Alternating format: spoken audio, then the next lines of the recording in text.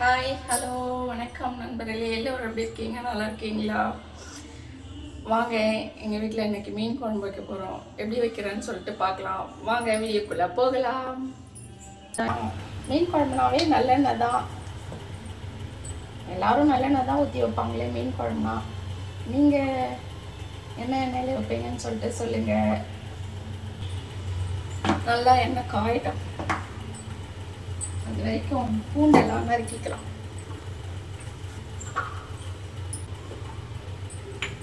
பூண்டு வச்சுட்டேன்.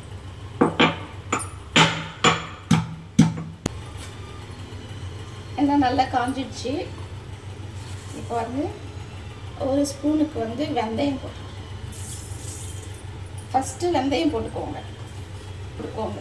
ஏன்னா ரொம்ப நல்லது உடம்புக்கு வெந்தயம். கொஞ்ச நேரம் பொரியட்டும்.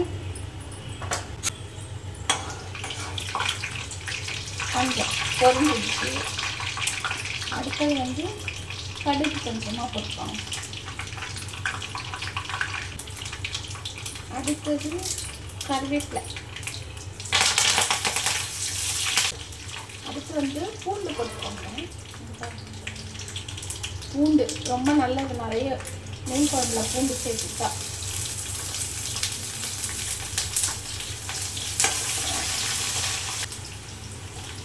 ரொம்ப பூண்டு பொன்னிறமாக வதங்கிட்டா வெங்காயம் போட்டுக்கலாம். நான் ஒரு வெங்காயம் நல்லா பெரிய வெங்காயம் தான் எடுத்தேன்.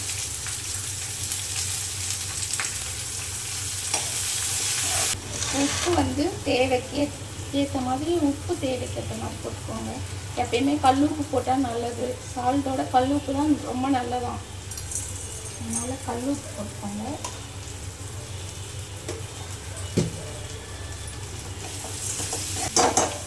நல்லா வெங்காயம் கொஞ்சம் பொன்னிறமாக வதங்கட்டும்.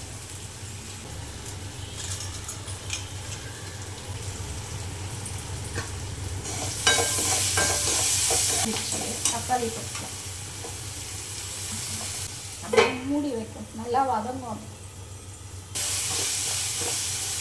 நல்லா வதங்கிச்சு தக்காளி கறி. கொஞ்சம் நேரம் உப்பு போட்டு நல்லா மூடி வச்சு நல்லா வதங்கிச்சு தக்காளி. ஆயிடுச்சுங்களா? மிளகாத்தூள் போட்டுக்கலாம். இது நான் வீட்டில் அரைச்சது தான். இது 2 ஸ்பூன் 2.5 போட்டுக்கலாம்.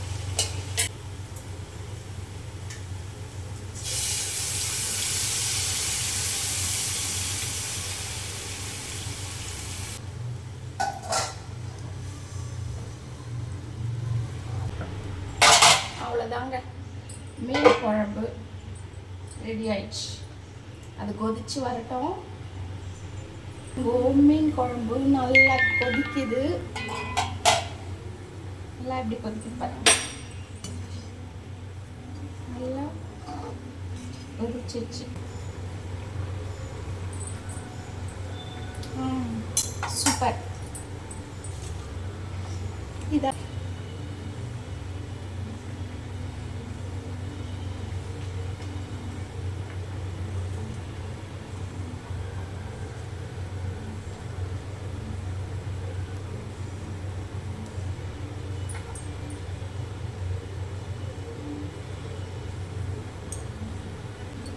அப்படியே கொஞ்சம் மூடி வைக்கலாம்.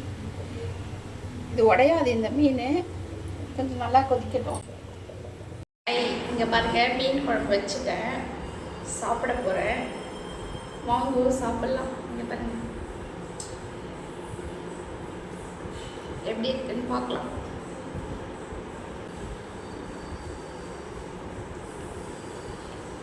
சூப்பராக இருக்குங்க. எனக்கு பிடிச்சிருக்கு. நான் வச்சு மீன் குழம்பு எப்படி இருக்குன்னு, நான் வச்சது எப்படி இருக்குன்னு பார்த்து நீங்களும் அந்த மாதிரி சமைச்சு சாப்பிட்டுட்டு கமெண்ட்ல சொல்லுங்கள்.